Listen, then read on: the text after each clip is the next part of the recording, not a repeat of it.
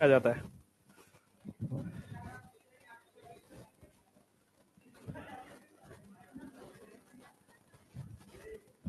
हाँ भाई,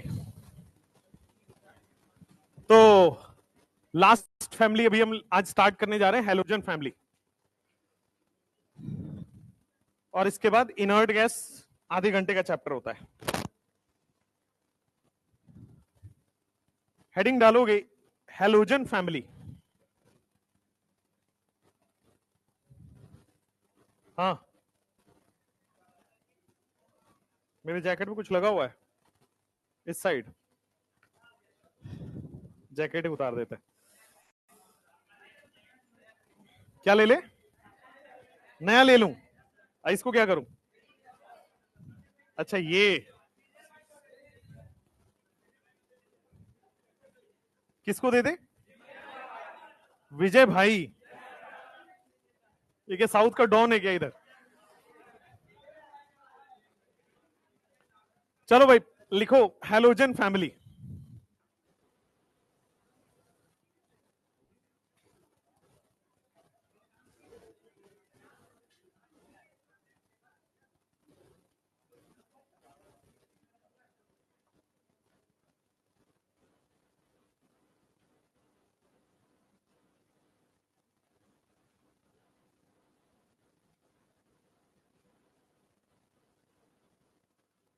शांत। Halogen family group 17। सबसे पहले समझो हैलोजन फैमिली इसको बोलते क्यों है। तो हैलोजन में ये जो हैलो वर्ड है वो है आपका सॉल्ट, और जेन का मतलब होता है जेनरेटर या प्रोड्यूसर। तो ऐसे एलिमेंट्स जो सॉल्ट प्रोड्यूसर हो, जो सॉल्ट बनाते हो, तो फ्लोरीन, क्लोरीन, ब्रोमीन, आयोडीन, एस्टाटाइन, ये जितने हैं सब के सब आपके पास सॉल्ट प्रोड्यूसर होते हैं। ये these all are salt producers, इसीलिए इसको हैलोजन बोलते हैं। फ्लोरीन कहां मिलता है? सबसे पहले आपको नेचर में अकरेंस पढ़ना होता है कि फ्लोरीन आपको नेचर में कहां मिलेगा। तो फ्लोरीन नेचर में it will be found in three forms में मिलता है। एक तो CaF2 मिलता है, दूसरा आपको Na3AlF6 के फॉर्म में फ्लोरीन मिलता है, और तीसरा आपने ऑलरेडी पढ़ रखा है apatite family, Ca3PO4 whole twice dot CaX2। Fluorine पूरे नेचर में तीन फॉर्म में मिलता है, CaF2, Na3AlF6 और Ca3PO4 whole twice dot CaX2। इसका नाम होता है क्रायोलाइट। फॉर्मूला से नाम आपको बार बार पूछा गया है। इसका नाम होता है क्रायोलाइट, और X2 के बजाय अगर आप F रख दोगे, X2 के बजाय X को फ्लोरीन क्लोरीन दोनों में से कुछ भी रख सकते हो, यहां पे आपको फ्लोरीन रखना पड़ेगा तब फ्लोरीन मिलेगा, और इसका नाम होता है फ्लोरापेटाइट। फ्लोरीन नेचर में तीन फॉर्म में मिलता है, क्रायोलाइट, फ्लोरापेटाइट, और इसका नाम होता है फ्लोरोस्पार। थोड़े डिफरेंट डिफरेंट से नाम है, बट आपको तो याद है इन सब चीजों में, क्योंकि बायोलॉजी में इससे भी डिफिकल्ट नाम होता है आपके पास। तो फ्लोरीन नेचर में तीन फॉर्म में मिलता है। क्लोरीन नेचर में कहां मिलता है? तो क्लोरीन जो आपके सी होते हैं, ओशन होते हैं, जो समुद्र और महासागर जिसको आप बोलते हो, जब जब सूख जाता है, dried up sea and ocean, इस जब ड्राई अप हो जाएगा तो फिर dried up sea and ocean contains NaCl। ये जो होता है, आपने सुना होगा समुद्र का पानी में सॉल्ट होता है, ठीक है? तो सॉल्ट इसी वजह से होता है कि ड्राइड अप सी के अंदर, सी वाटर के अंदर NaCl होता है, और जब पानी सूख जाएगा तो वाटर जब निकल जाएगा तो सारा का सारा क्लोरीन बचा रहेगा वहां पे, सोडियम और क्लोरीन।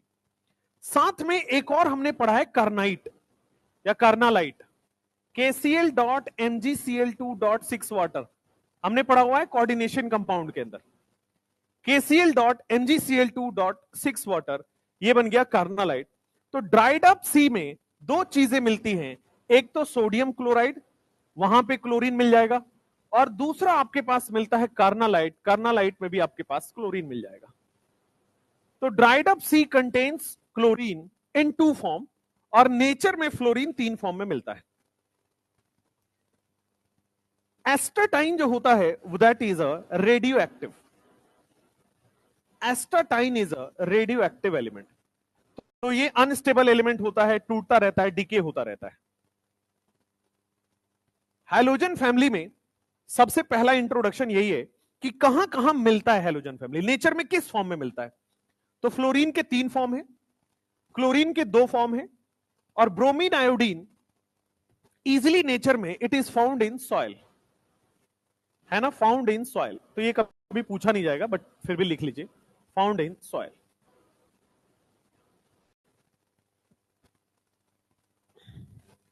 सॉइल के बजाय अर्थ क्रस्ट लिखेंगे और सही रहेगा, अर्थ क्रस्ट ही सॉइल ही होता है।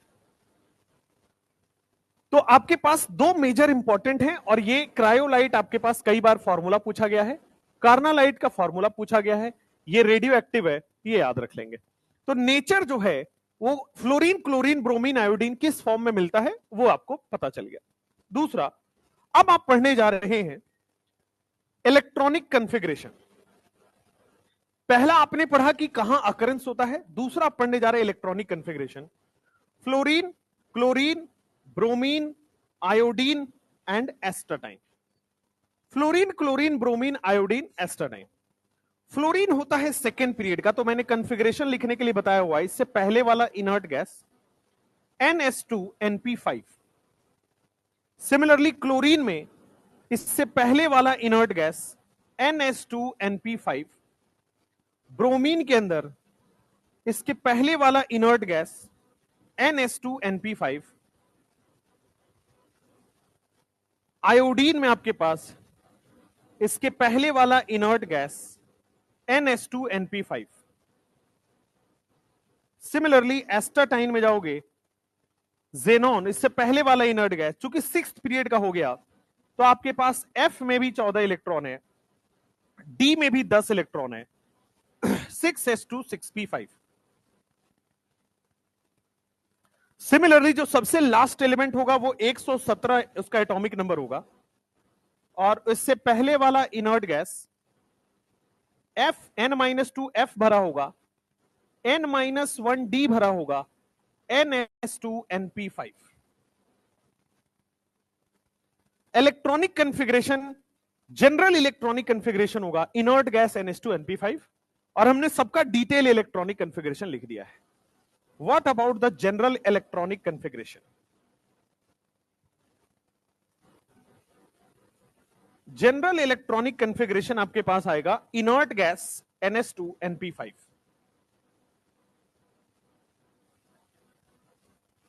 शांत, इनर्ट गैस NH2NP5। पहला आपको अकरेंस केवल 2 का याद रखना है, फ्लोरीन, क्लोरीन। फ्लोरीन में 3 अकरेंस है, क्लोरीन में 2 अकरेंस है, और इलेक्ट्रॉनिक कॉन्फ़िगरेशन बिना याद किए आप कर सकते हैं। सेकेंड पीरियड वाले में कोई भी डी और एफ ब्लॉक नहीं है, थर्ड पीरियड में डी और एफ ब्लॉक नहीं है, लेकिन फोर्थ पीरियड में डी ब्लॉक आता है इसलिए आ गया, फिफ्थ पीरियड में डी ब्लॉक आता है इसलिए आ गया, सिक्स्थ पीरियड में डी भी आता है, एफ भी आता है, और सेवेंथ पीरियड में डी भी आता है, एफ भी आता है। तो आपके पास हैलोजन फैमिली में occurrence as well as electronic configuration आपने देख लिया। थर्ड जो प्रॉपर्टी आपको पढ़ना है यहां पे, that is atomic radius. Atomic radius क्या टॉप से बॉटम जाने पे इंक्रीज होता है? टॉप से बॉटम जाएगा और इंक्रीज हो जाएगा एटॉमिक रेडियस। अगर मैं आयोनाइजेशन एनर्जी की बात करता हूं तो साइज के इनवर्सली प्रोपोर्शनल होता है, इसलिए आयोनाइजेशन एनर्जी डिक्रीज कर जाएगा। अगर मैं इलेक्ट्रोनेगेटिविटी की बात करता हूं तो वो भी साइज के इनवर्सली प्रोपोर्शनल होता है और वो भी डिक्रीज हो जाएगा। आपको इसकी वैल्यू भी याद रखना पड़ेगा। वैल्यू कितना होता है? 4, इसका होता है 3, इसका होता है 2.8 और इसका होता है 2.5। तो इलेक्ट्रोनेगेटिविटी हो जाएगा। Sixth will be your electron gain enthalpy, जिसको हम लोग इलेक्ट्रॉन एफिनिटी बोलते हैं। क्या एफिनिटी थर्ड पीरियड वालों का ज्यादा होता है then compare to second period element, and then आपके पास Br and then iodine. Astatine का हमने क्यों नहीं कंपेयर किया? रेडियो एक्टिव का नेचर नहीं पता चलता है, रेडियो एक्टिव है इसलिए उसका नेचर हम नहीं बता सकते।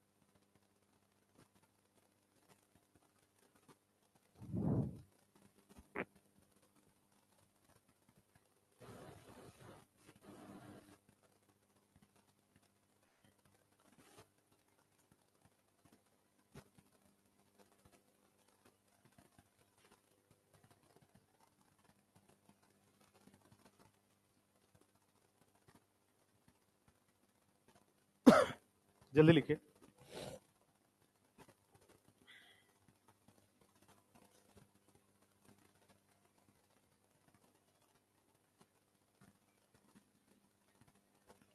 तो अभी जग रहे हो?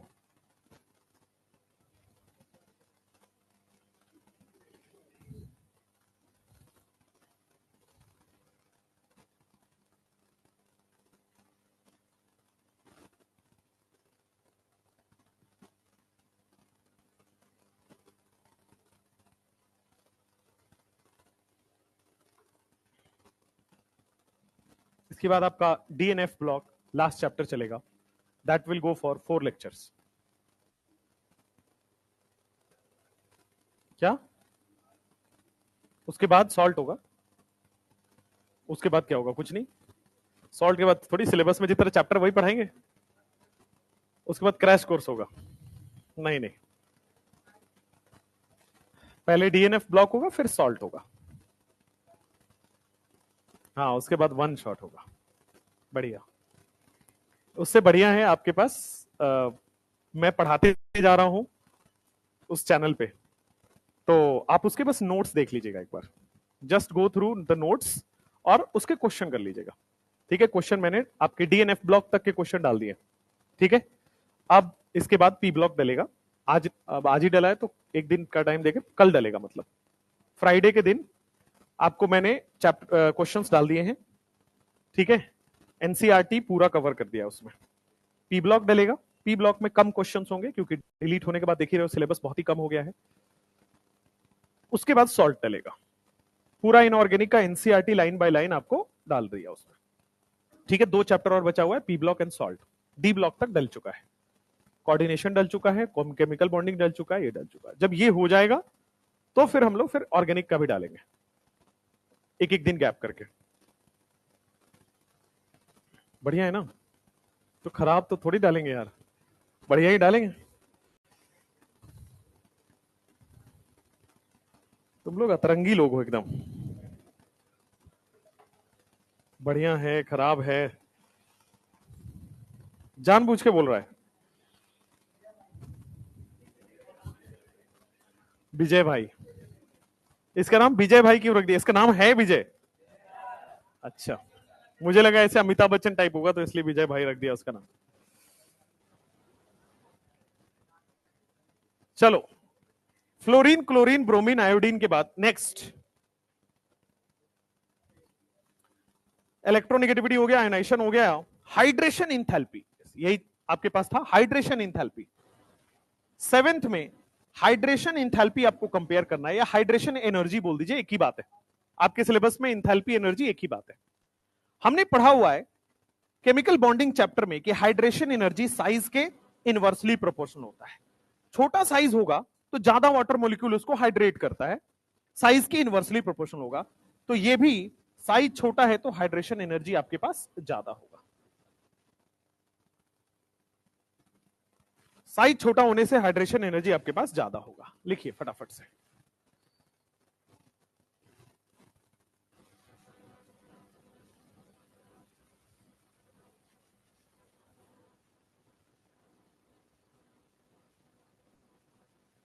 अब एक क्वेश्चन है एनसीईआरटी इन टेक्स्ट में कि हमने जो इलेक्ट्रॉन एफिनिटी देखा है उसमें एफिनिटी में हमने बोला कि थर्ड पीरियड का एफिनिटी ज्यादा है। क्यों? Why the affinity of third period elements is higher? जो इलेक्ट्रॉन एफिनिटी में हमने थर्ड पीरियड का एफिनिटी क्यों ज्यादा बोला? तो देखो ये क्वेश्चन था, यहीं पे मैं एक्सप्लेन करता हूं। थर्ड पीरियड की एफिनिटी ज्यादा है सेकेंड पीरियड से, क्योंकि सेकेंड पीरियड का जो फ्लोरीन है उसका साइज छोटा है, थर्ड पीरियड वालों का साइज बढ़ गया। अब इलेक्ट्रॉन एफिनिटी क्या है? बाहर से एक इलेक्ट्रॉन अंदर डालना। बाहर से एक इलेक्ट्रॉन अंदर डालना, दिस इज एफिनिटी। अब जब एक इलेक्ट्रॉन इसके अंदर आएगा तो छोटे साइज की वजह से क्या रिपल्सन होगा। जब एक इलेक्ट्रॉन यहां अंदर आएगा तो रिपल्सन कम होगा। रिपल्सन यहां ज्यादा होगा, ये अनस्टेबल हो जाएगा। रिपल्सन यहां कम होगा, ये स्टेबल होगा। देयरफॉर क्लोरीन की ज्यादा होती है affinity as compare to fluorine. Third period की एफिनिटी ज्यादा क्यों होती है? क्योंकि थर्ड पीरियड की साइज बड़ी हो गई और साइज बड़ा होने से रिपल्सन कम हो गया।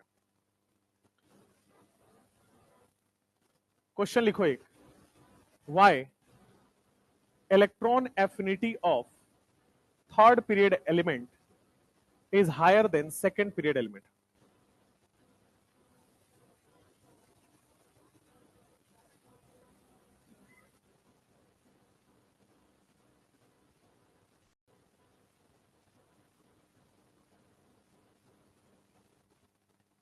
एक क्वेश्चन देता हूं, ऐसे रफ में सॉल्व करते रहना। एक कंपाउंड है, मान लो NOCl, नाइट्रोजन ऑक्सीजन क्लोरीन, ये कंपाउंड है, ठीक है। What will be the central metal atom और क्यों? हाँ, ये मैंने दूसरे बैच में बता दिया है इसलिए, ठीक है। दूसरे बैच वाले ना बताएं, इस बैच वाले बताएं। हाँ, तीसरे बैच वाले बता दें। NOCl में सेंट्रल एटम कौन हो? आपने लुईस स्ट्रक्चर तो पढ़ा ही है। लुईस स्ट्रक्चर में सेंट्रल एटम के लिए हमने कुछ कंडीशंस लिखवा रखे थे। उन कंडीशन में सबसे पहले मैंने लिखवाया था कि जिसका नंबर लेस हो, जिसका नंबर लेस हो, जिसका नंबर लेस हो और जिसका लार्ज साइज हो, ठीक है। और तीसरा मैंने लिखवाया था जो मल्टीपल बॉन्ड बना पाए, जिसका लेस नंबर हो, जिसका लार्ज साइज हो, जो मल्टीपल बॉन्ड बना पाए। अब देखो ध्यान से, लेस नंबर तो तीनों ही है। अब लार्ज साइज किसका होगा? क्लोरीन का। इस हिसाब से क्लोरीन हो जाना चाहिए था, बट क्लोरीन नहीं होता है। क्लोरीन नहीं होता है क्योंकि केवल इन दोनों से आप डिसाइड नहीं कर सकते, आपको ये भी देखना है, ये भी देखना है और मल्टीपल बॉन्ड बनाने वाला भी देखना है। तो लेस नंबर हो, लार्ज साइज हो और मल्टीपल बॉन्ड बना पाए, तो कौन मल्टीपल बॉन्ड बनाएगा? नाइट्रोजन, क्योंकि नाइट्रोजन है ना ट्रिपल बॉन्ड बनाने वाला। ऑक्सीजन भी बनाता है बट ऑक्सीजन डबल बॉन्ड ही बना पाता है, बट ज्यादा मल्टीपल बॉन्ड कौन बना रहा है? नाइट्रोजन। तो which will be the central metal atom? Nitrogen, ठीक है। ये एक्सेप्शन के तौर पे लिखवाया जाता है, तो आप चाहें तो उसको कहीं भी NOCl का याद रखेंगे, ठीक है। NOCl में nitrogen will be the central metal atom, क्योंकि आप इन दोनों से डिसाइड नहीं कर पाओगे, आपको तीनों सेटिस्फाई करना पड़ेगा। तो तीनों किस में सेटिस्फाई हो रहा है? Nitrogen. Less in number, large in size, and then आपके पास लिखना चाहो तो लिख लो मल्टीपल बॉन्ड बनाने वाला। इसी हिसाब से बेटा POCl का बताओ जरा, POCl में सेंट्रल एटम कौन होगा? लेस इन नंबर तीनों है, लार्ज इन साइज क्लोरीन है, फास्फोरस है, क्लोरीन है, फास्फोरस है। बेटा थर्ड पीरियड का ये भी है, थर्ड पीरियड का ये भी है, लेकिन लेफ्ट साइड में ज्यादा बड़ा साइज होता है, राइट साइड में साइज डिक्रीज हो जाता है, तो इसलिए ऑटोमेटिक यहां पे फास्फोरस आ गया। Less in number, large in size से फास्फोरस अपने आप आ गया, बट NOCl में डाउट आता है इसलिए मैंने बता दिया, ठीक है। तो POCl में तो अपने आप ही फास्फोरस होगा, क्लोरीन नहीं होगा, क्योंकि लार्ज साइज फास्फोरस है, ठीक है। चलिए next, why electron affinity of, कभी आपने सोचा कि HNO3 में आपने बोल दिया HNO3 में क्यों नाइट्रोजन को ही बोलते हैं central metal atom? Multiple bond की वजह से। H2SO4 में क्यों सल्फर को हम लोग बोल रहे थे? मल्टीपल बॉन्ड की वजह से, राइट। HClO4 में क्यों Cl को हम लोग बोल रहे थे? मल्टीपल बॉन्ड की वजह से। तो मल्टीपल बॉन्ड का सेंट्रल एटम में बहुत बड़ा रोल होता है, तो उसको आप भूलोगे नहीं। सेंट्रल एटम वो होगा जो मल्टीपल बॉन्ड बना पाए, ठीक है। आप खुद सोचो, सेंट्रल एटम ही तो सबसे ज्यादा बॉन्ड बनाता है, सराउंडिंग के साथ सबको बनाना है, तो अगर ये मल्टीपल बॉन्ड बनाएगा तो अच्छा है ना। अगर सिंगल ही बॉन्ड बनाए तो एक ही एटम से बॉन्ड बना पाएगा, मॉलिक्यूल बन ही नहीं पाएगा, इसलिए इसको ज्यादा बॉन्ड बनाना चाहिए। तो सेंट्रल एटम की सबसे खास बात है ज्यादा बॉन्ड बनाना, ठीक है।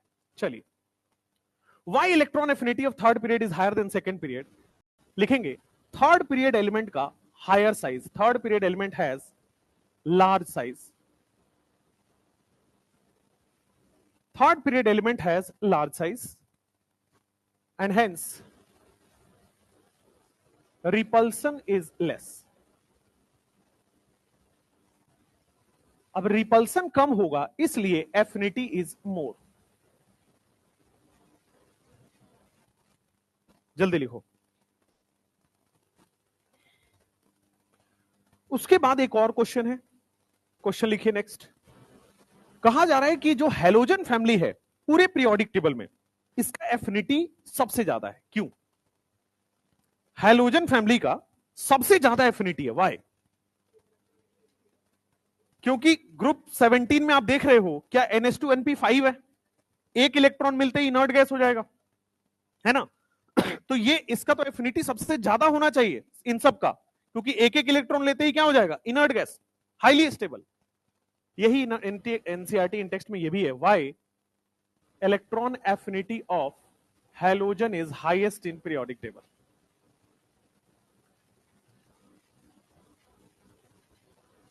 वहां पे थोड़ा उल्टा करके लिखा हुआ है, वहां पे लिखा हुआ है why electron gain enthalpy is negative. वहां पे क्या लिखा हुआ है? Why halogen family has more negative electron gain enthalpy in periodic table. अब इसको समझो दोनों एक ही कैसे है।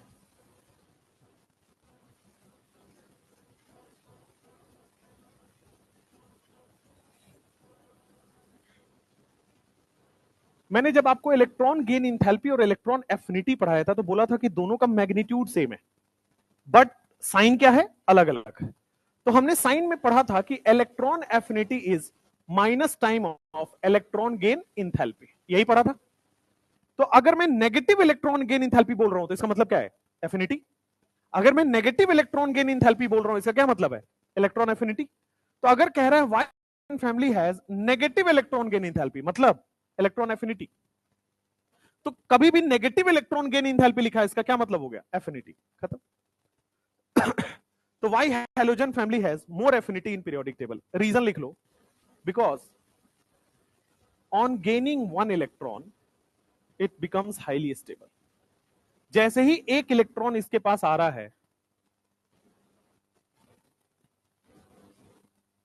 on gaining one electron it becomes highly stable.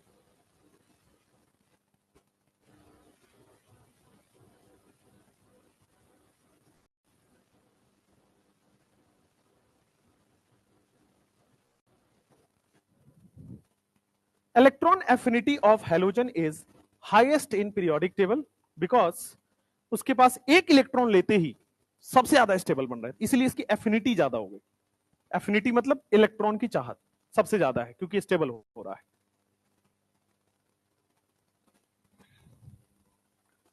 अब 8वां पॉइंट जो है वो है कि फिजिकल अपीयरेंस कैसा दिखता है।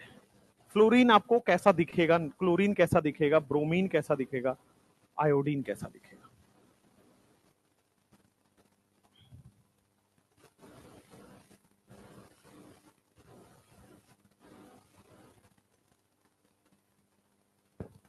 Fluorine, chlorine, bromine, iodine nature में कैसा दिखता है? तो फ्लोरीन जो है वो येलो दिखता है। Fluorine is yellow colour. ये भी येलो होता है बट इसमें हल्का सा ग्रीनिश येलो दिखता है। It is greenish yellow, greenish yellow. Br2 is red, I2 is violet. Yellow, green yellow, red violet.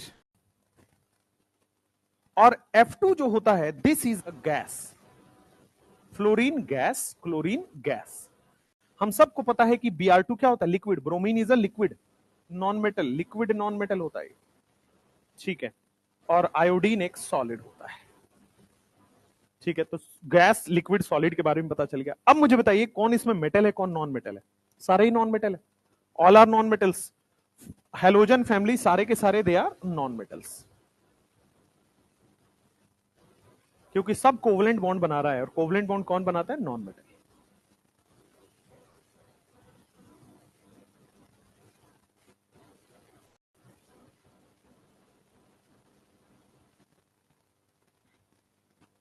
Yellow, greenish yellow, red and violet, ये कलर आपको याद रखना है।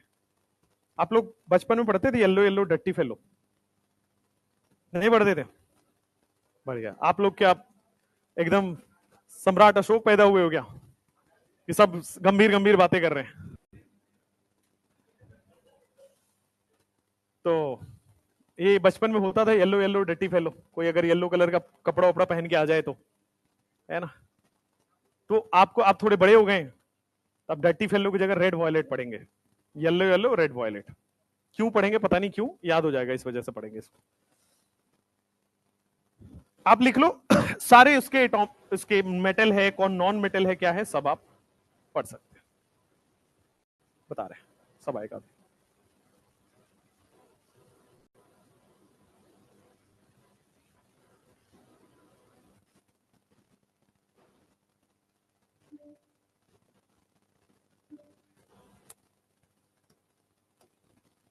क्या गधा आदमी है यार, किसने बनाया है, क्यों बनाया, मुझे आज तक समझ नहीं आया।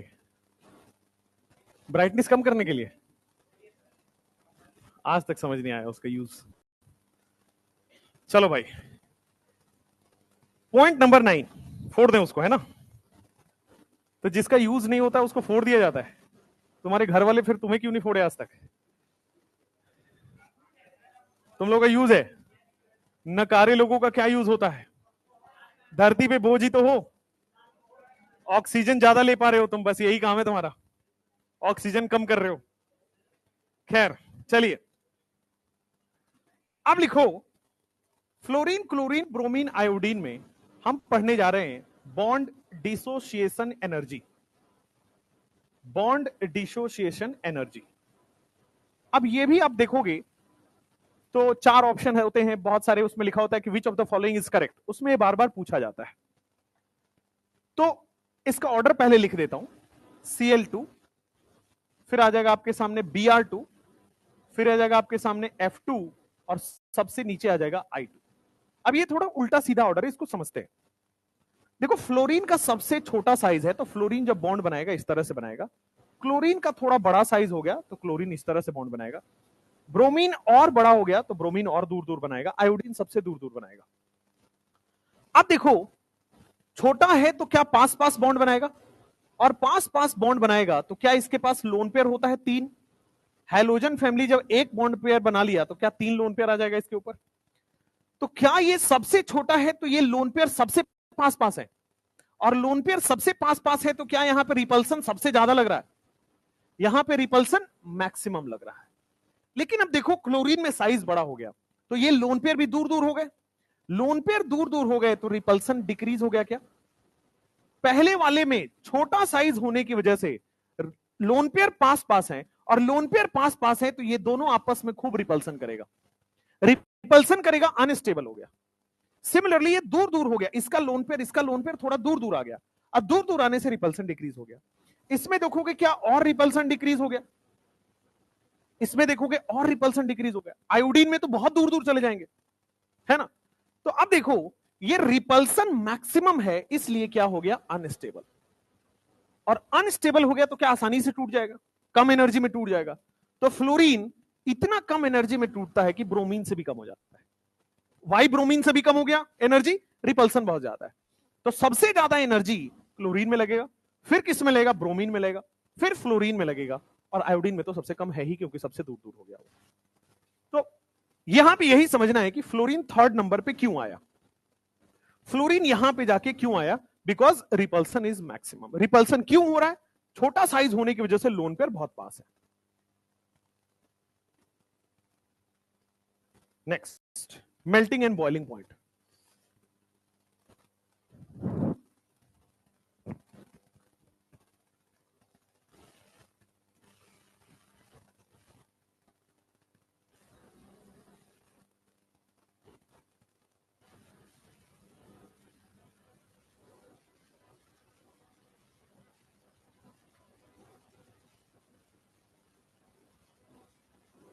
नेक्स्ट लिखेंगे आप melting and boiling point, MP and BP. तो हमने पढ़ा हुआ है बॉइलिंग पॉइंट का, कैसे पढ़ा हुआ था कि भाई boiling point directly proportional to van der Waals and van der Waals directly proportional to molecular weight, है ना। तो हमने ऑलरेडी बॉइलिंग पॉइंट के बारे में पढ़ा हुआ है कि डायरेक्टली प्रोपोर्शनल टू वंडरवाल और van der Waals directly proportional to molecular weight. तो क्या यहां भी सेम लगेगा, नीचे जाने पे मोलिक्यूलर वेट बढ़ेगा, और आपके साथ वाइंडरवाल बढ़ेगा, वाइंडरवाल बढ़ेगा यानी कि मेल्टिंग पॉइंट, बॉइलिंग पॉइंट दोनों बढ़ जाएगा यहाँ पे। ठीक है, दोनों ही सेम रेशियो शो करता है, MP as well as BP दोनों का ऑर्डर सेम है। मोलिकुलर वेट बढ़ेगा, वैंडरवाल बढ़ेगा और बीपी एमपी बढ़ गया। नेक्स्ट, डेंसिटी के बारे में क्या ख्याल है? क्या डेंसिटी मास अपॉन वॉल्यूम होता है? तो नीचे जाने पे मास बढ़ेगा, मास बढ़ेगा तो डेंसिटी भी बढ़ेगा, no exception. Melting point, boiling point और डेंसिटी, कोई एक्सेप्शन नहीं है, simple. Next, solubility. 12th point है आपके पास, सॉल्युबिलिटी।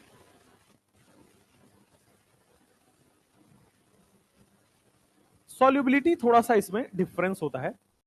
F2 और Cl2 एक जैसे सॉल्युबिलिटी दिखाते हैं, Br2 और I2 एक अलग थोड़ा सॉल्युबिलिटी दिखाते हैं। अब इसका भी लॉजिक है, पहले लिख लो फिर समझाता हूं।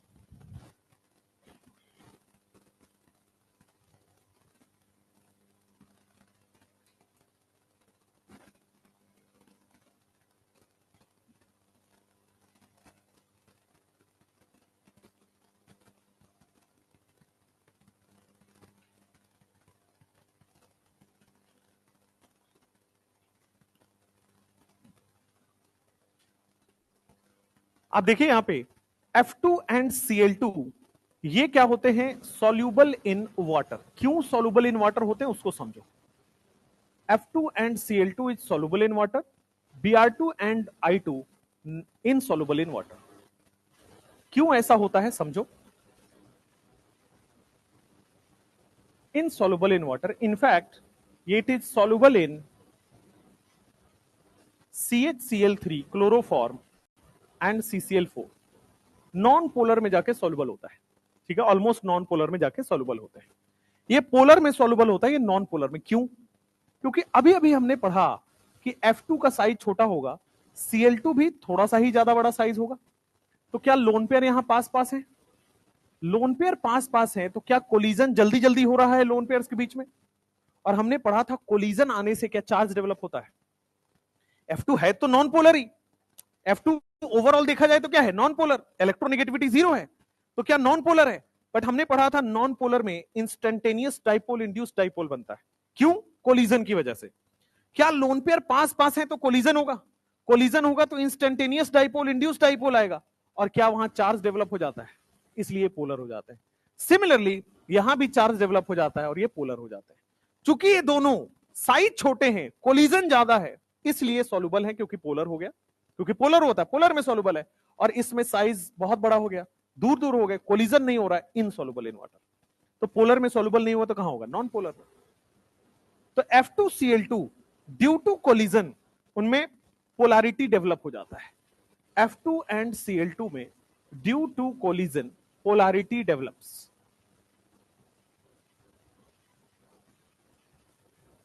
कोलिजन होने से पोलैरिटी डेवलप होता है, और पोलैरिटी डेवलप होता है तो सॉल्युबल इन पोलर। लेकिन यहां पे पोलैरिटी नहीं है तो सॉल्युबल नहीं होगा।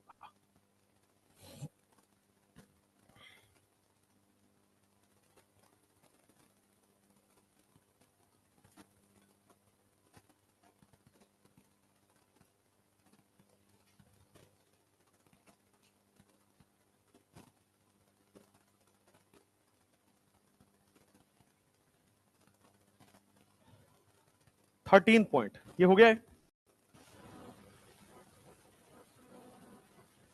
Oxidising property. सबसे पहले रिएक्टिविटी लिखेंगे, फिर ऑक्सीडाइजिंग प्रॉपर्टी लिखते हैं। 13th reactivity. और रिएक्टिविटी हम पढ़ते हैं इसका कहां पे?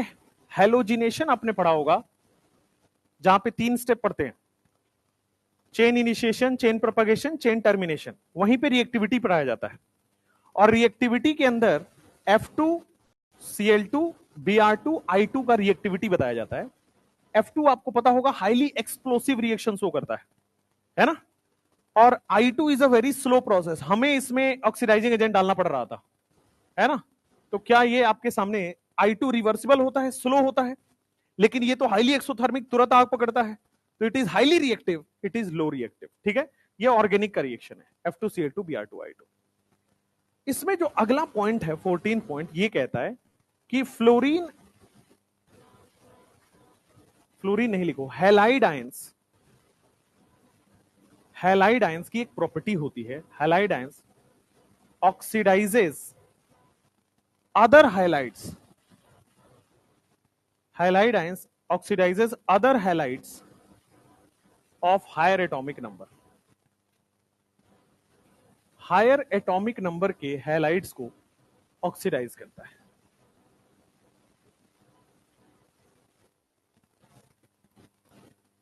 Halide ions oxidizes other halides of higher atomic number, जैसे F2 जो है, हैलाइड आयंस के बजाय लिखो हैलाइड्स या हैलोजन,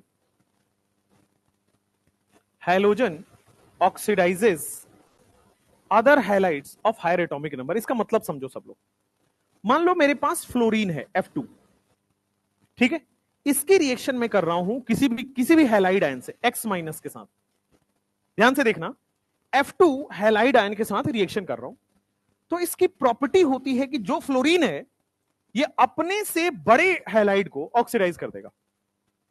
कोई भी हैलोजन अपने से बड़े हैलाइड को ऑक्सीडाइज कर देगा। अब देखो क्या ये -1 में है, तो ये ऑक्सीडाइज होकर 0 में जाएगा, भाई -1 से बड़े नंबर में जाएगा, ऑक्सीडाइज होकर क्या हो गया, 0 में चला गया।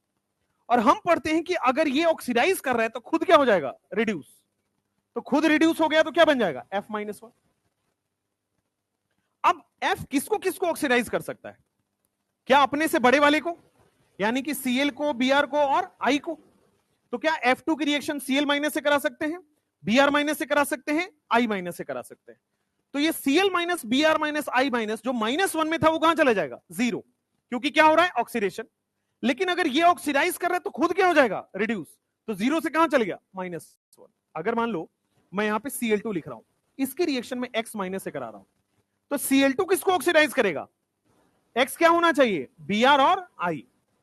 तो कोई भी हैलोजन अपने से बड़े हैलाइड को ऑक्सीडाइज कर देता है, तो कोई भी हैलोजन अपने से बड़े हैलाइड को, तो Br माइनस को क्या करेगा, वो Br2 में बदल देगा, Br माइनस को Br2 में ऑक्सीडाइज कर दिया। अगर ये इसको ऑक्सीडाइज कर दिया तो खुद क्या हो जाएगा, reduce.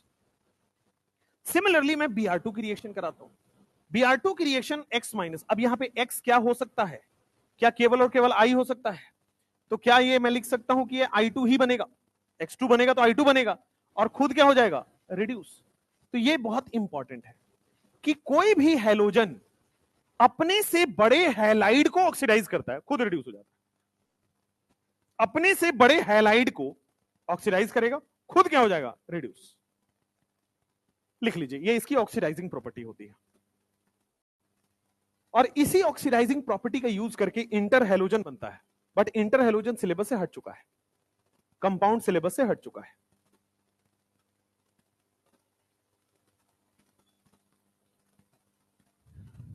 Last to last year तक इसको पढ़ाने में लगते थे 20 लेक्चर पी ब्लॉक को, बिकॉज बहुत ज्यादा था। वो आपके लिए भी आसान हो गया है, बट उम्मीद ये की जा रही है कि अगले साल एक नया सिलेबस आपके लिए फ्लोट होगा जिसमें कुछ चैप्टर ऐड होंगे, तो इस साल निकल जाओ धक्के से, वरना अगले साल नया कुछ पढ़ना पड़ेगा, राइट। नया चीज मतलब मॉडर्न टेक्नोलॉजी को यूज करना चाहते हैं वो, राइट। कि आपके अभी तक देखोगे सब कुछ थ्योरेटिकल है, कुछ भी टेक्निकल चीजें नहीं है, तो टेक्नोलॉजी इंट्रोड्यूस होगी अंडर एनईपी, एनईपी जानते हो, नेशनल एजुकेशन पॉलिसी, उसमें टेक्नोलॉजी की चीजें इंट्रोड्यूस होगी, हर क्लास में इंट्रोड्यूस हो रही है, नॉट ओनली यू। तो जेई भी होगा, नीट में भी होगा, सब गवर्नमेंट एग्जाम्स में भी हो रहा है, तो जल्दी से निकल जाओ तो ज्यादा अच्छा रहेगा, मस्त हो जाएगा। ठीक है,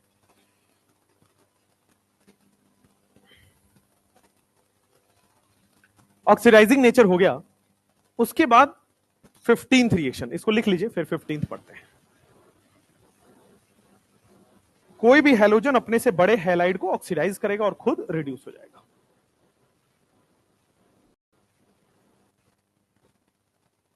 15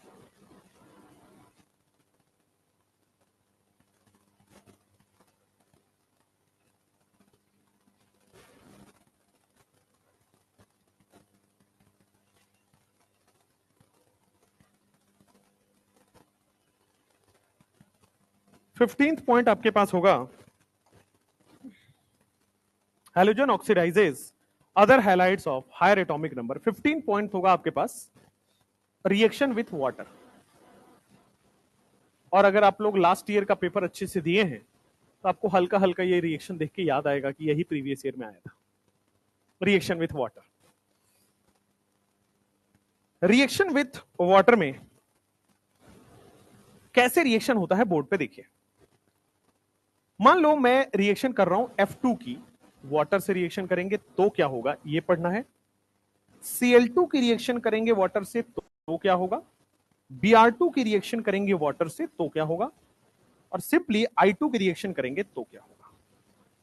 हमने अभी अभी बेटे रिएक्टिविटी पढ़ा है, किसका रिएक्टिविटी ज्यादा है, फ्लोरीन का, और किसका कम है, आयोडीन का। तो जिसका रिएक्टिविटी ज्यादा है वो क्या करता है, सामने वाले को ऑक्सीडाइज कर देता है। बोर्ड पे देखिए, अभी अभी हमने पढ़ा है कि इसकी टेंडेंसी क्या है, ऑक्सीडाइज करने की। तो क्या सामने वाले को ऑक्सीडाइज कर देगा। तो H2O -2 में है, ऑक्सीडाइज करके कहां ले जाएगा, ये 0 में। ऑक्सीडाइज करके 0 बन रहा है, क्या बन जाएगा, O2। और खुद क्या होता है, रिड्यूस। तो ये क्या बनेगा, F माइनस क्या H+ से कंबाइन हो जाएगा, F माइनस H+ से कंबाइन होकर क्या बना लेगा, HF। चूंकि ये बहुत स्ट्रॉन्ग ऑक्सीडाइजिंग एजेंट है, since it is a strong oxidizing agent, तो ये क्या कर रहा है, सामने वाले को ऑक्सीडाइज कर दिया। -2 से कहां ले गया, 0, ऑक्सीडाइज कर गया और खुद रिड्यूस हो गया। अब दूसरा देखो, Cl2 और Br2। अभी अभी पढ़ा है कि क्या ये मॉडरेट ऑक्सीडाइजिंग एजेंट है। भाई ये स्ट्रॉन्ग नहीं है, क्या ये मॉडरेट है, मॉडरेट ऑक्सीडाइजिंग एजेंट है। और I2 के बारे में क्या ख्याल है, क्या ये वीक है, I2 वीक ऑक्सीडाइजिंग एजेंट हो जाएगा।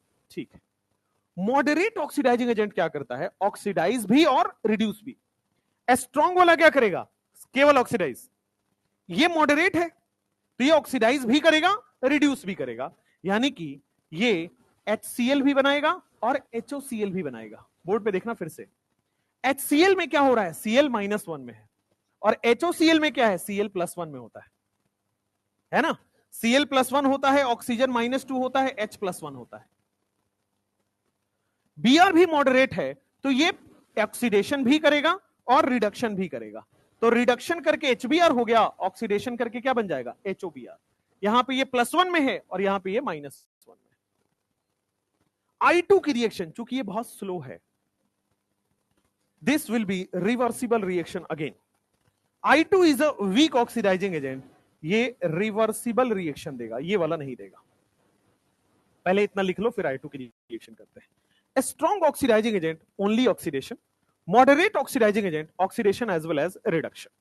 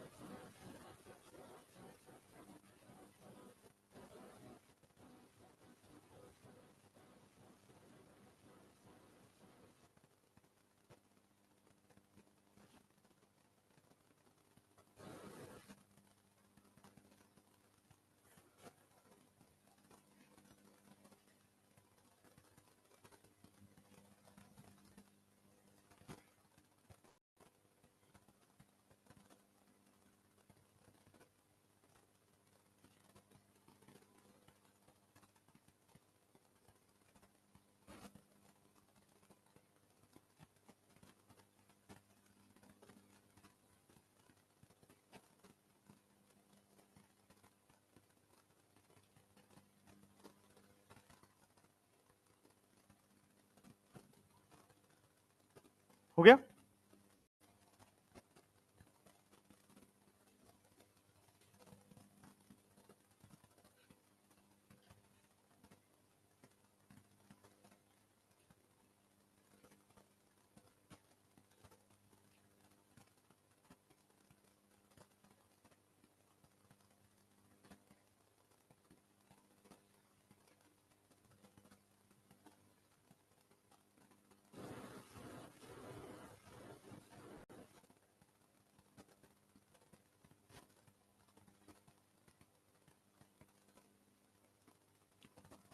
देखो बोर्ड पे, ये I2 प्लस वाटर तो रिएक्शन नहीं दे रहा है, बट ये इसका रिवर्स रिएक्शन दे रहा है। रिवर्सिबल मत लिखो, रिवर्स रिएक्शन दे रहा है। रिवर्सिबल के बजाय लिखो रिवर्स।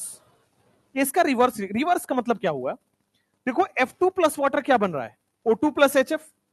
तो अगर मैं HI की रिएक्शन O2 से कराता हूं तो हमें पढ़ना है कि O2 भी तो ऑक्सीडाइजिंग एजेंट ही है। O2 क्या करता है? ऑक्सीजन ऐड करता है।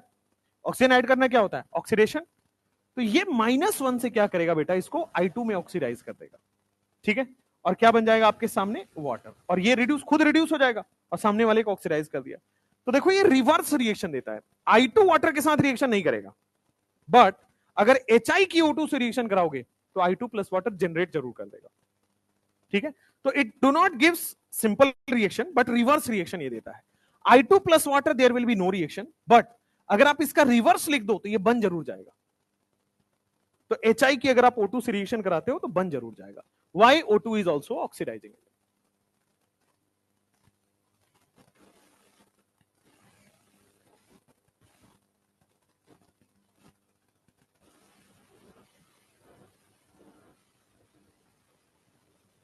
अब लिखोगे एनोमेलस प्रॉपर्टी ऑफ, या anomalous behaviour of halogen.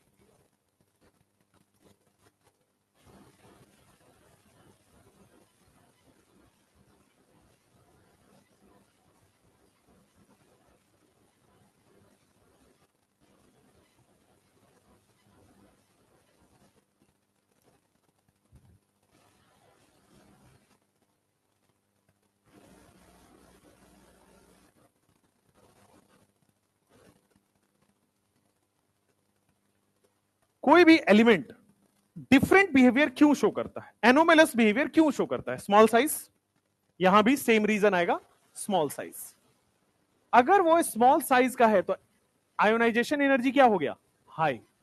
Electronegativity क्या हो गया? हाई। ये दोनों इनवर्स रिलेशन होता है, तो ये दोनों अभी तक तो रट गया होगा। दूसरा, अगर स्मॉल साइज है, सेकेंड पीरियड का है, तो क्या इसमें डी ऑर्बिटल होगा या नहीं होगा?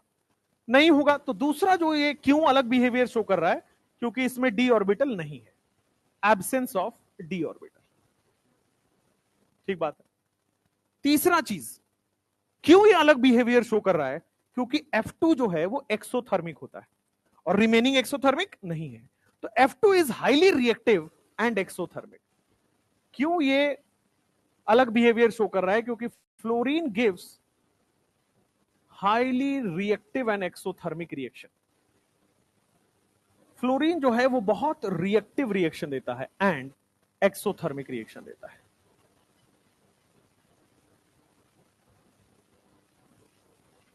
Fluorine gives highly reactive and exothermic reaction.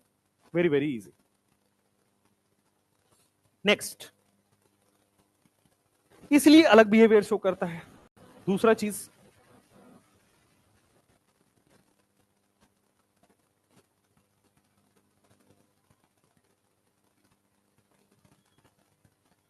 चौथा चीज जो आएगा, क्या फ्लोरीन में बहुत स्ट्रॉन्ग रिपल्सन हो रहा है लोन पेयर का? तो fluorine has very strong repulsion of lone pair. बाकी में नहीं हो रहा है, इसमें हो रहा है। तो fluorine has very strong lone pair repulsion. Fluorine के पास बहुत स्ट्रॉन्ग लोन पेयर रिपल्सन होता है।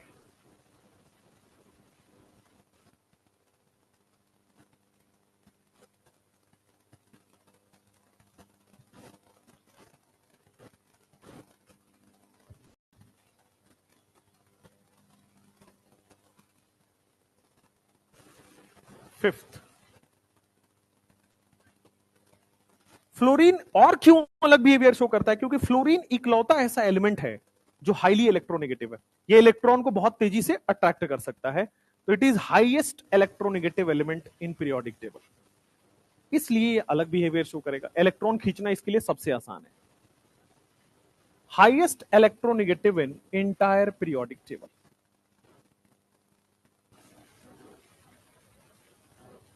तो ये इतने सारे अलग बिहेवियर हैं, therefore it shows anomalous behaviour.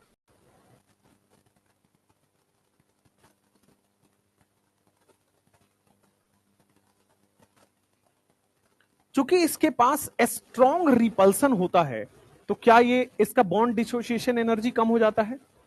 तो bond dissociation energy is less, इसलिए आसानी से टूट जाता है, आसानी से रिएक्ट कर लेता है।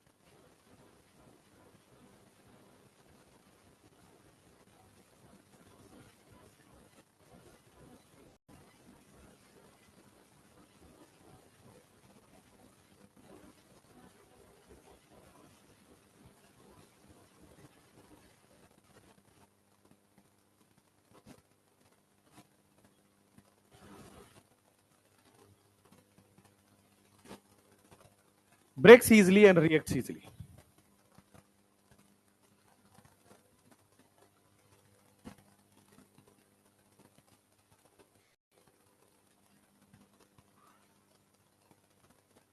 अब ये आसानी से रिएक्ट कर लेता है, इसीलिए तो जल्दी से ये हाइड्रोजन से बॉन्ड बना लेता है।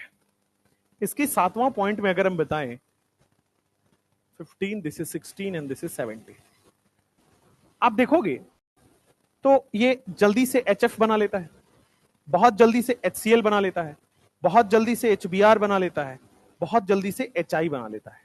अब देखो बोर्ड पे, ये HF, HCl, HBr, HI जल्दी बना लेता है। आप इसको बताओ, इसका नाम क्या पढ़ूं? HCl का नाम क्या पढ़ूं? हाइड्रोक्लोरिक एसिड या हाइड्रोजन क्लोराइड, या दोनों? दोनों में से कोई भी बोल सकते हैं। Wrong, wrong, wrong. सुनिए, दोनों में डिफरेंस होता है। आप HCl को क्या बोलोगे, दोनों में डिफरेंस होता है, ठीक है? अगर मान लो HF गैस लिखा है, इफ मोलिक्यूल इज गैसियस, तब तो ये hydrogen chloride, hydrogen bromide, hydrogen iodide होगा। लेकिन अगर इसको वाटर में डाल दो, वाटर में डाल दोगे तो क्या एक्वस हो जाएगा?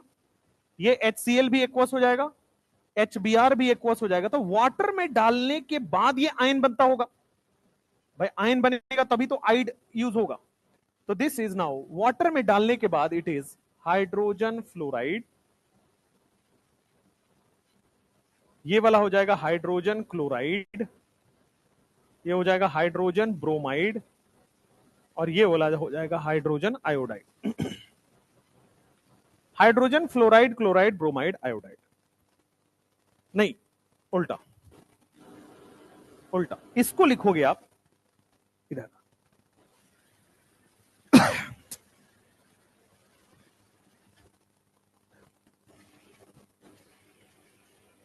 रद्द हो गई।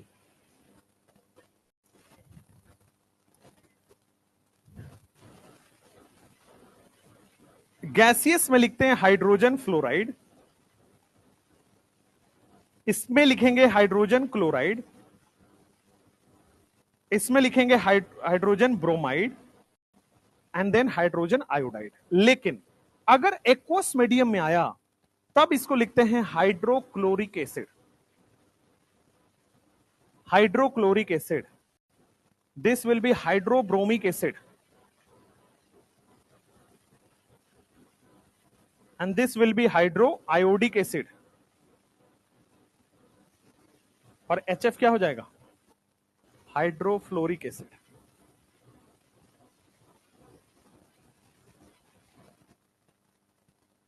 तो यहां पे दो डिवीजन है। अगर गैसियस है तो हाइड्रोजन हैलाइड, और अगर एक्वस है तो it is hydrofluoric acid, hydrochloric acid, hydrobromic acid and hydroiodic acid.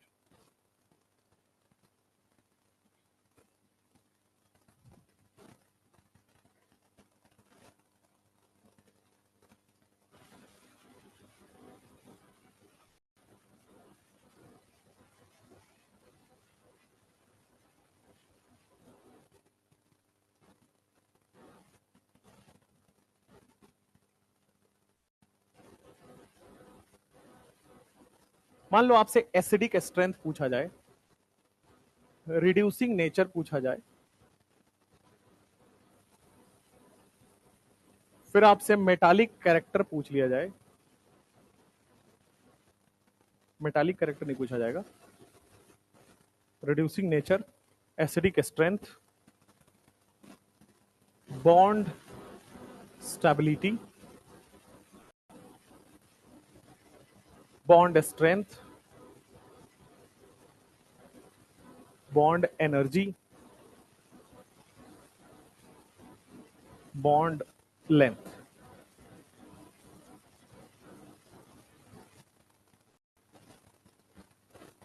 Acidic strength, ये जो हाइड्राइड्स बने हैं किसका ज्यादा होगा? HF का, HCl का, HBr का, या HI का? जो हाइड्रोजन आसानी से दे दे, यानी कि जो वीक बॉन्ड हो, HI वीक बॉन्ड है। रिड्यूसिंग नेचर क्या एसिडिक नेचर के साथ सेम ही होता है? Acidic nature is the reducing nature, तो HBr and HI। Bond stability की बात करोगे तो क्या स्ट्रॉन्ग बॉन्ड ही स्टेबल होता है? Strength and stability are same thing? जो स्ट्रांग होगा वही स्टेबल होगा, जो स्ट्रांग होगा उसी में एनर्जी ज्यादा लगेगा, और लेंथ का उल्टा ऑर्डर हो जाता है। तो ये हाइड्राइड्स की आपके पास ऑर्डर है, acidic strength, reducing nature, bond energy and so on.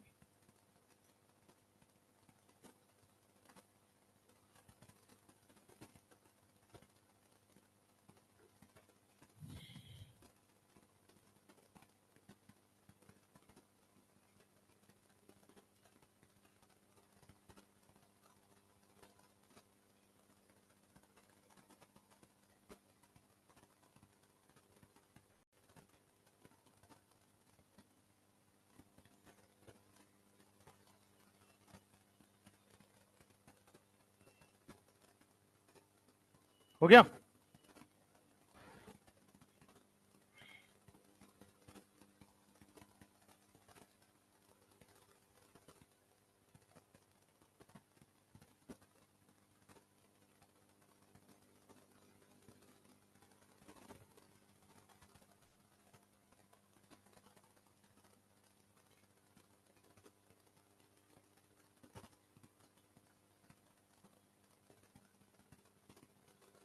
इसी में अगर मान लो मैं मेल्टिंग पॉइंट और बॉइलिंग पॉइंट भी ऐड कर देता हूं,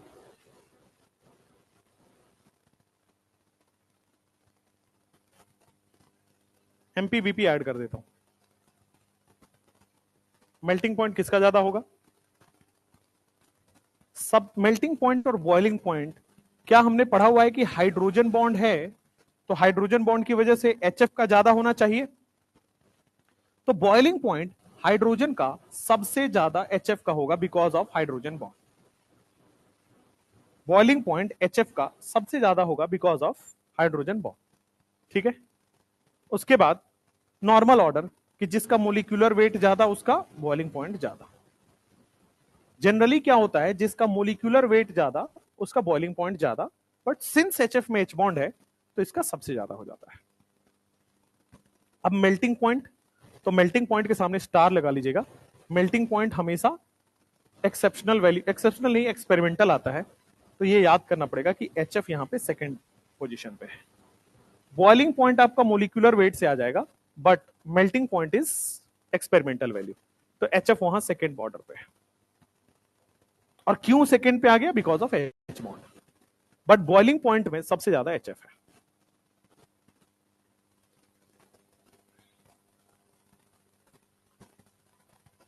लिखिए इसको।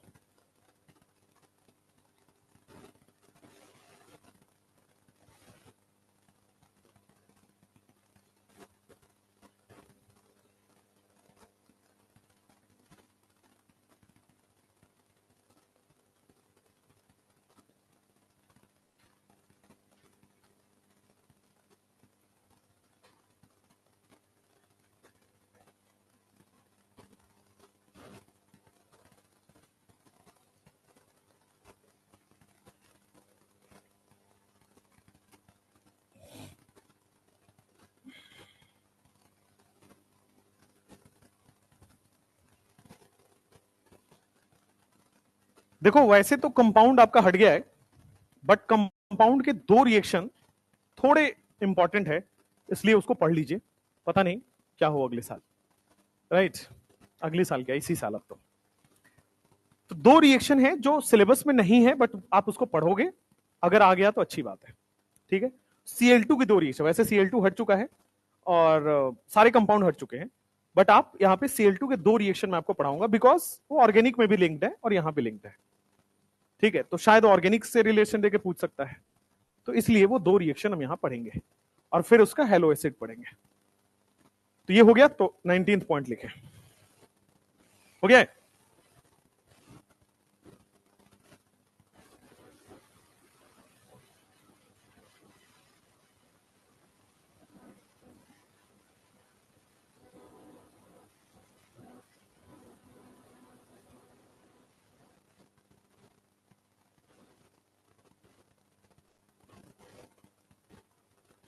हाँ, 19 पॉइंट लिखो कि अगर मैं Cl2 की रिएक्शन अमोनिया से कराता हूं तो क्या बनता है, और Cl2 की रिएक्शन अगर मैं अमोनिया से दूसरे कंडीशन देके कराता हूं तो क्या बनेगा? मान लो इस बार अमोनिया एक्सेस में है, या फिर आप मान लीजिए इस बार सीएल एक्सेस में है।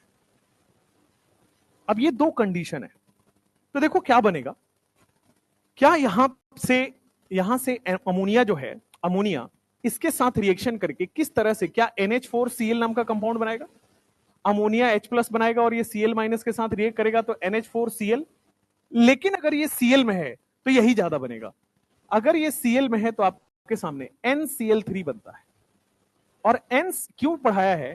क्योंकि यही पूछा जाता है, it is explosive, highly explosive. अगर क्लोरीन को एक्सेस में डालोगे अमोनिया गैस के साथ तो हाईली एक्सप्लोसिव NCl3 रिलीज होता है।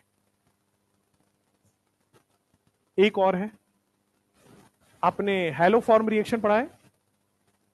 हाँ, तो हेलो फॉर्म में आप लोग का ऑर्गेनिक खत्म हो गया ना? इसी पिछले साल हो गया था ना? नाइस, ठीक है। तो क्वेश्चन नंबर 20 देखो आप। मान लो यहां पे Cl2 की रिएक्शन NaOH से कराओगे। ये कहां पे यूज हुआ था? ये हेलो फॉर्म रिएक्शन में यूज हुआ था, ठीक है। तो NaOH में अगर आप कोल्ड एंड डाइल्यूट लेते हो तब तो आपका हेलो फॉर्म वाला रिएक्शन होता है, और अगर आप हॉट एंड कंसंट्रेटेड लेते हो तो फिर आपका अलग टाइप का बिहेवियर होता है। कोल्ड एंड डाइल्यूट लोगे तो कोल्ड एंड डाइल्यूट में कम और कम एटम आएगा, देखो यहां पे NaOCl। और अगर हॉट एंड कंसंट्रेटेड कर दें तो ज्यादा एटम्स आते हैं, NaClO3। आप ऐसे समझो, जब टेम्परेचर हाई रहेगा तो क्या ज्यादा मोलिक्यूल्स होंगे, मोलिक्यूल्स टूटेंगे। मोलिक्यूल्स टूटेंगे तो क्या ज्यादा मोलिक्यूल बनेगा, ऑक्सीजन के ज्यादा एटम आ गए। लेकिन कोल्ड है तो क्या मोलिक्यूल कंबाइन ही रहेगा, एक जैसा ही रहेगा, तो कम ऑक्सीजन में काम चल गया।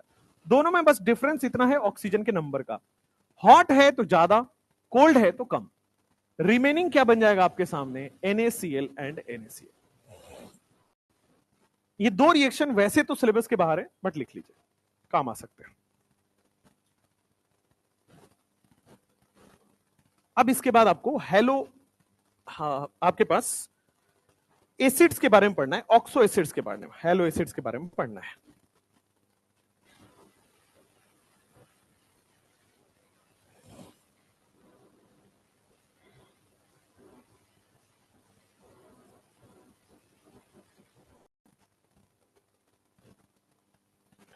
क्वेश्चन नंबर, जो पॉइंट नंबर 21 है वो है ऑक्सो एसिड।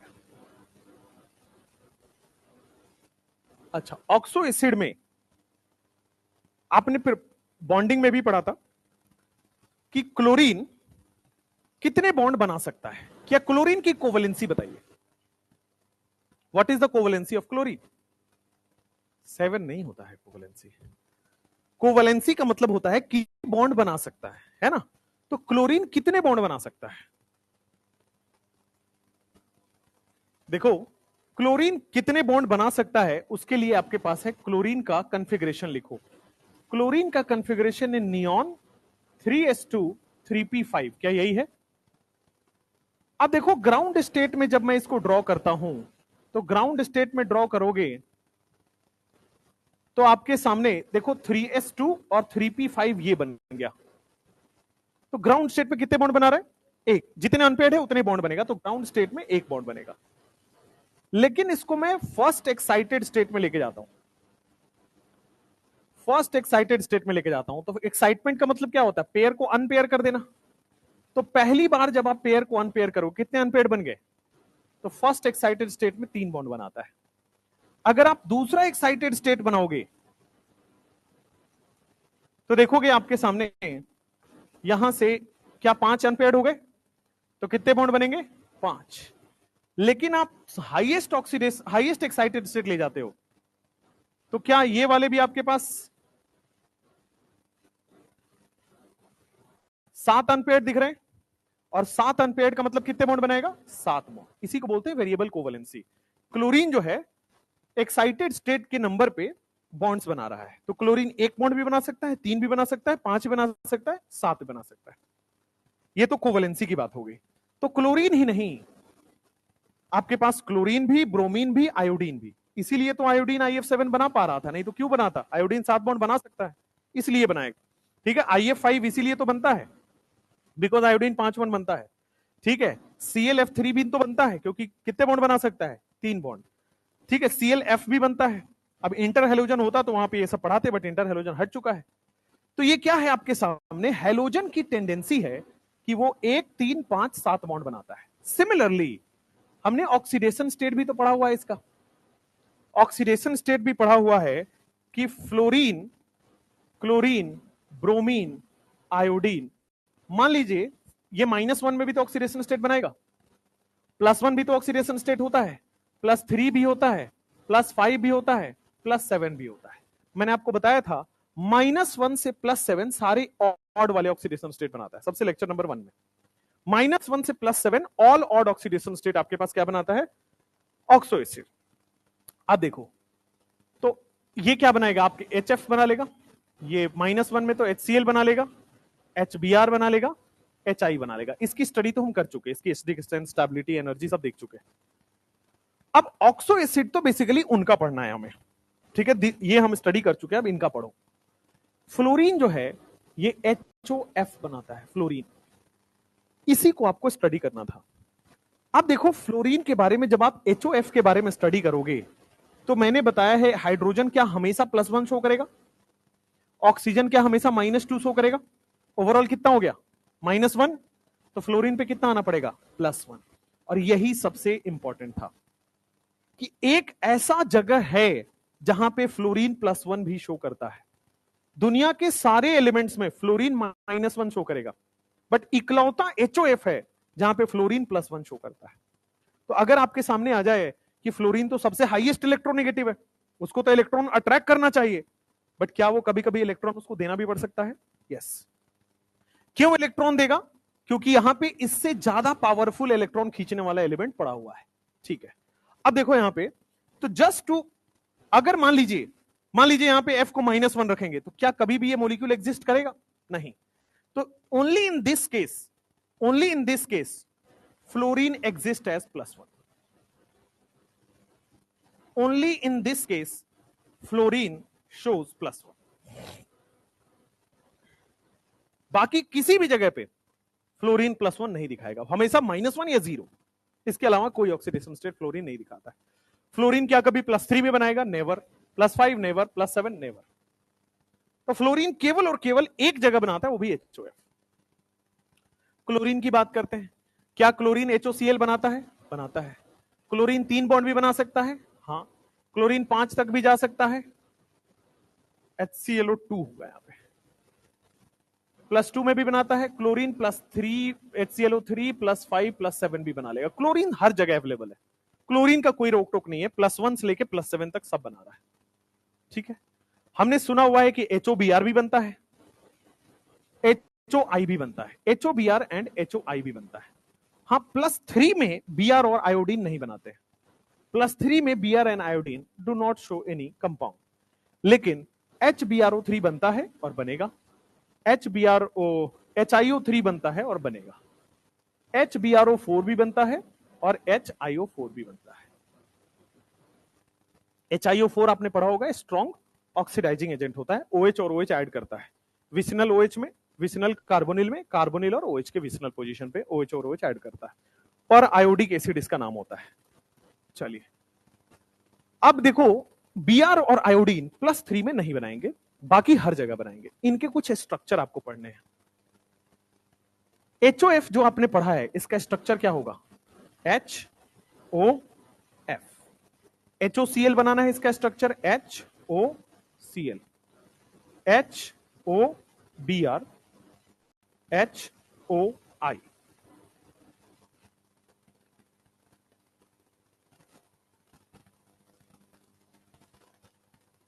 यहां पे सेंट्रल एटम पता चला कौन है, ऑक्सीजन।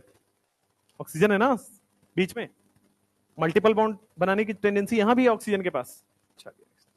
बेसिकली इसमें आप कभी भी जब भी डाई एटॉमिक आ जाए, सेंट्रल एटम डिफाइन नहीं होता है, तो हाइड्रोजन को कभी भी हम सेंट्रल एटम काउंट नहीं कर सकते। तो क्या बच गया, ये डाई एटॉमिक, डाई एटॉमिक है, इसलिए हम कभी भी यहां पे सेंट्रल एटम डिफाइन नहीं कर सकते। चलिए स्ट्रक्चर आपको याद करना पड़ेगा, यहां पे सेंट्रल एटम डिफाइन नहीं होता है। HClO2 की बात करते हैं। HClO2 का स्ट्रक्चर आप बनाएंगे सब लोग।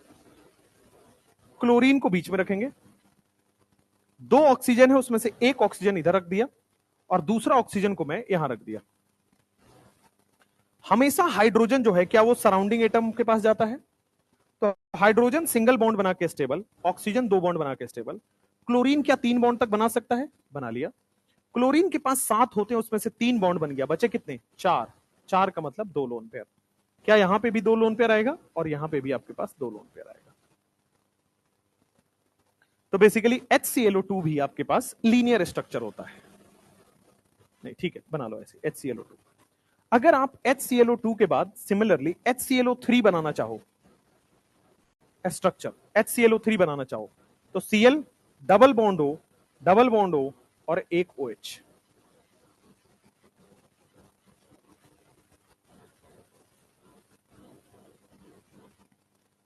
अगर आप HClO4 बनाना चाहो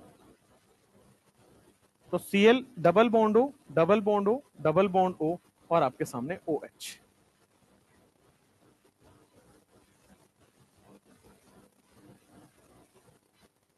क्लोरीन के सारे ऑक्सो एसिड आपने बना लिए। HbRO3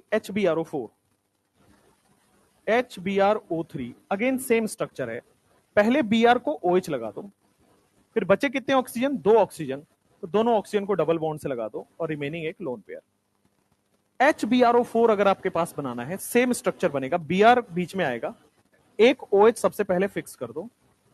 OH हमने फिक्स कर दिया, बाकी 3 ऑक्सीजन है, तीनों को डबल बॉन्ड से लगा दो। तो this is HbRO4।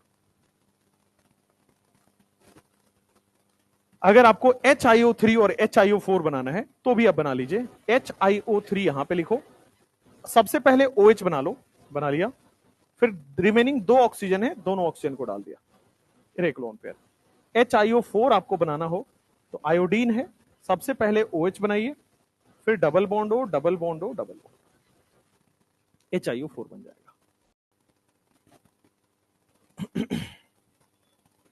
Group 17 halogen family इतना ही है। इसके बाद के सारे मॉलिक्यूल, इसके बाद के सारे डिलीटेड है। 2 एक्स्ट्रा था वो पढ़ा दिया। अब जितना टाइम बचा उतने में हैलोजन फैमिली हो जाएगा, तो लिख लीजिए हैलोजन फैमिली। कोई बात नहीं, अभी 15 मिनट है। नहीं नहीं, वो सर लेट कहीं गए हुए हैं तो लेट आएंगे। अभी देख के गए हैं। क्या लग रहा है? डर लग रहा है?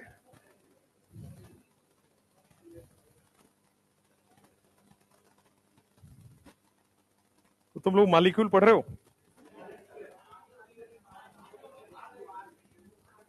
पॉजिटिव चार्ज पढ़ रहे हो? बढ़िया यार। तुम लोग तो यही समझने में लग जाता होगा तुम्हें टाइम की, यार सर बोलना क्या चाह रहे थे, है ना? क्या सॉल्वेंट, सॉल्यूट, बढ़िया है भाई।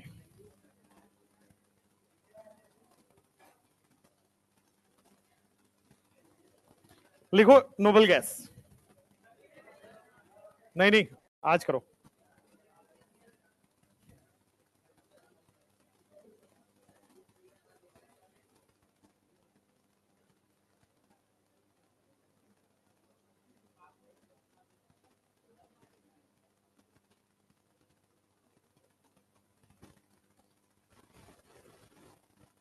हो गया? जल्दी करो भाई। इनर्ट गैस,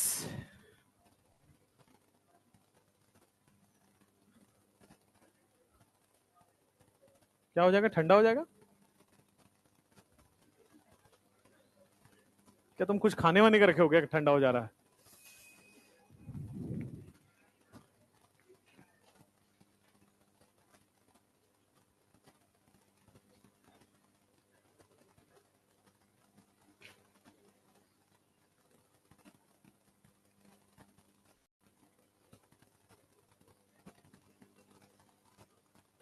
कोई टीचर तुम्हारे यहाँ एब्सेंट नहीं हो रहा है?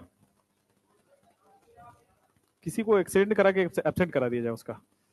गाड़ी से ठोक दिया जाए उसको, एक आध वीक आराम करे, तब तक अपना जल्दी जल्दी हो जाए।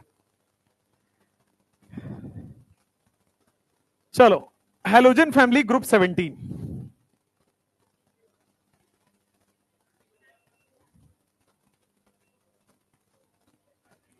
क्या हो गया? टाइम हो गया? टाइम तो होगा बेटा, टाइम का काम है होना, तुम्हारा काम है पढ़ना। टाइम के बाद नहीं, पर टाइम के बाद कहां हुआ है अभी तो?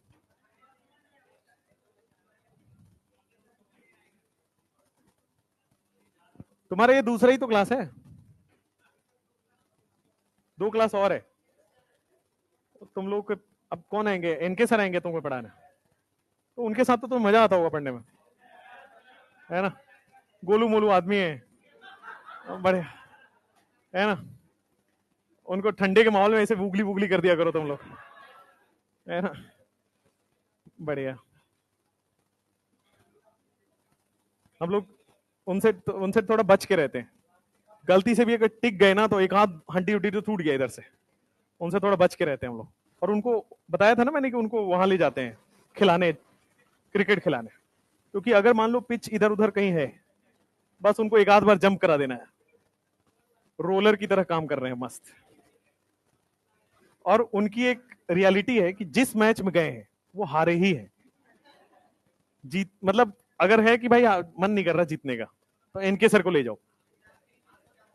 हम तो अब वहां होगा ना कि जब मान लो जीतना ही है, तो फिर हम चले जाएंगे। अभी वैसा इन लोगों का मूड बना नहीं है, ठीक है? नहीं नहीं, इनके सर बेचारे गए। अभी हाल की कहानी बताता हूँ। इनके सर गए थे अपने जिम में, जिम स्टार्ट किया था इन्होंने मुझे देख के कि मैं भी जिम करूंगा, मैं भी अब थोड़ा स्लिम हो जाऊंगा। करना चाहिए। मैं अपने टॉपिक पे नहीं आते, ठीक है? हमेशा दूसरों की बात किया करो, अपने पे आओगे बेइज्जती हो जाएगी। तो एक आध दिन तो गए, उसके बाद जिम वाले से बेचारे की लड़ाई हो गई। हमने कहा क्या हो गया? फिर इन्होंने बताया कि कुछ कुछ उसने बोला कि ऐसे करो ऐसे करो। इनके सर कह रहे हैं कि हमें सिखा रहा है, बताओ। मेनली उसका प्रॉब्लम ये था कि डंबल ना खराब हो जाए इनका। वो भी तो है अपना स्ट्रेंथ, जाके पूरा दिखा रहे हैं वहां पे कि हम पूरा उठा लेंगे। उसको वो कर रहे हैं, जो मान लो 4-5 महीने से आ रहा है, वो इसको जगह तुम कितना उठाते हो? 40 किलो, अभी देखो हम 50 वाला उठा रहे हैं। अब उसको बेइज्जती फील हो रही है। इनके चक्कर में सारा कस्टमर भाग जाएगा उसका, कि हम तो 4 महीने से आ रहे हैं, हमारा कुछ नहीं हुआ, ये एक दिन का है वो 50 किलो उठा रहा है। फिर जिम वाले ने इनको बाहर किया है, अब नहीं जा रहे जिम बेचारे।